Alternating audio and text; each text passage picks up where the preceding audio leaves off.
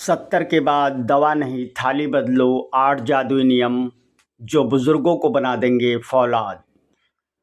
क्या आपने कभी गौर किया है कि ढलती उम्र में हमारे घर के बुजुर्गों की मेज पर दवाइयों की शीशियां, गोलियों के पत्ते और सिरप की बोतलें बढ़ने लगती हैं। हम सोचते हैं कि उम्र तो हो गई है तो दवा तो खानी ही पड़ेगी, लेकिन ठहरिए, क्या वाकई 70 की उम्र के बाद गोलियां ही एकमात्र सहारा हैं?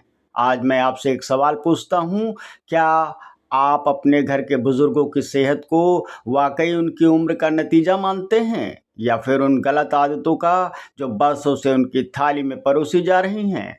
एक छोटा सा बदलाव और दवाइयों का बोझ हमेशा के लिए कम हो सकता है।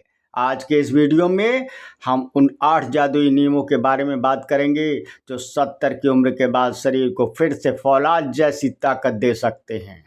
नमस्कार दोस्तों, गणेश दिव्य अमृतवाणी में आपका बहुत बहुत स्वागत है। हमारे बुजुर्ग अक्सर कहते हैं, जैसा खाएं अन्न वैसा होवे मन और वैसा होवे ही तन। यह कहावत जीवन के हर मोड़ पर सच होती है, लेकिन 70 की उम्र के बाद यह हमारी सबसे बड़ी ढाल बन जाती है। शरीर की रफ्तार धीमी हो जाती है, पाचन मंद हो जाता है और हड्डियां ढीली होने लगती हैं। लेकिन सच तो यही है कि दवाइयों से कहीं ज़्यादा ताकत आपकी थाली में छिपी है। आइए जानते हैं वो 8 नियम जो 70 की उम्र के बाद शरीर का कायाकल्प कर देंगे। नंबर 1, कैल्शियम का खजाना, डेयरी प्रोडक्ट्स। उम्र बढ़ने के साथ हड्डियों में कैल्शियम कम होने लगता है। इसका सबसे सटीक उपाय है ताज़ा दूध, दही, पनीर और छाछ। रात को गुनगुना दूध लेना हड्डियों के लिए अमृत है। अगर दूध से पेट फूलता हो तो जबरदस्ती ना करें, उसकी जगह बादाम का दूध या सोया मिल्क लें। यह हड्डियों को अंदर से मजबूती देता है। नंबर 2, याददाश्त का कवच, भीगे हुए मेवे। 70 के बाद याददाश्त कमज़ोर होना आम है। रात को 5 बादाम और 1 अखरोट भिगो कर रखें और सुबह उसका छिलका उतार कर खूब चबा चबा कर खाएं। इसमें मौजूद ओमेगा 3 फैटी एसिड और विटामिन ई दिमाग की नसों को नया जीवन देते हैं और बैड कोलेस्ट्रॉल को बाहर निकाल देते हैं। नंबर 3, मानसून का रक्षा कवच, हर्बल काढ़ा और जीरा सौंफ का पानी। बरसात और सावन के इस मौसम में हरी पत्तेदार सब्जियां खाने से पेट में संक्रमण और नमी के कारण बीमारियां फैलने का खतरा बहुत ज़्यादा रहता है। इसलिए इस मौसम में बुजुर्गों को हरी सब्जियों की जगह जीरा, सौंफ और अजवाइन का उबला हुआ पानी या हल्का हर्बल काढ़ा देना चाहिए। यह पेट की अग्नि को तीव्र करता है, मानसून के वायरल इन्फेक्शन से बचाता है और गैस अपच की समस्या को जड़ से खत्म करता है। नंबर 4, कुदरती एनर्जी, साबुत मौसमी फल। जूस निकालने से पहले फल का सारा फाइबर कचरे में चला जाता है। बुजुर्गों को हमेशा पपीता, केला या अमरूद जैसे साबुत फल दें। पपीता हाजमा दुरुस्त रखता है और केला तुरंत ताकत देता है। याद रखें, फल हमेशा सुबह या दोपहर में दें, रात में नहीं। नंबर 5, शुगर और गैस से मुक्ति, मोटे अनाज, मिलेट्स, मैदा या ज़्यादा पॉलिश किए चावल पेट में चिपक कर एसिडिटी पैदा करते हैं। थाली में जौ, बाजरा, रागी, ज्वार को वापस लाएं। गेहूं के आटे की रागी मिलाकर बनाई गई रोटियां बेहद सॉफ्ट और शुगर कंट्रोल करने में रामबाण होती हैं। नंबर 6, कुदरती दर्द निवारक, हल्दी और अदरक। पेन किलर दवाइयों के बजाय हल्दी और अदरक का सही उपयोग करें। रात को चुटकी भर हल्दी वाला गोल्डन मिल्क जोड़ों के दर्द के लिए जादुई है। सुबह अदरक के पानी में शहद डालकर लेने से शरीर की प्रतिरोधक क्षमता कई गुना बढ़ जाती है। नंबर 7, मांसपेशियों का खजाना, दालें और अंकुरित अनाज। 70 के बाद मांसपेशियां तेजी से घटने लगती हैं, जिसे मेडिकल भाषा में सार्कोपेनिया कहते हैं। इसके लिए मूंग, मसूर और अरहर के छिलके वाली दाल प्रोटीन का सबसे अच्छा स्रोत है। अंकुरित अनाज को कच्चा न खाकर 5 मिनट स्टीम भाप देकर लें।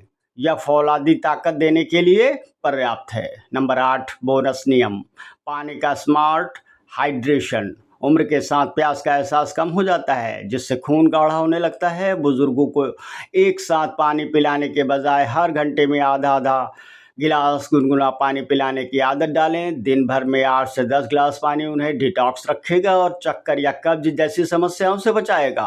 दोस्तों, तो ये थे वे 8 मुख्य नियम जो 70 की उम्र के बाद बुजुर्गों की थाली में ज़रूर होने चाहिए। लेकिन रुकिए, केवल इतना ही काफ़ी नहीं है। इन नियमों के साथ साथ कुछ ऐसी ज़रूरी बातें और गुप्त आदतें भी हैं जिन्हें अगर आपने अपनी दिनचर्या में नहीं सुधारा तो असर आधा रह जाएगा। आइए अब बात बेहद ज़रूरी है और ख़ास बातों पर नज़र डालते हैं जो उम्र के इस पड़ाव पर सोने पर भी सुहागा साबित होती है। विशेष बात नंबर 1, रसोई के 3 सफ़ेद दुश्मनों से दूरी। 70 की उम्र के बाद अगर आप सेहत में बड़ा चमत्कार देखना चाहते हैं तो आज ही अपनी रसोई से 3 चीज़ों का इस्तेमाल आधा कर दीजिए। सफ़ेद चीनी, मैदा और रिफाइंड।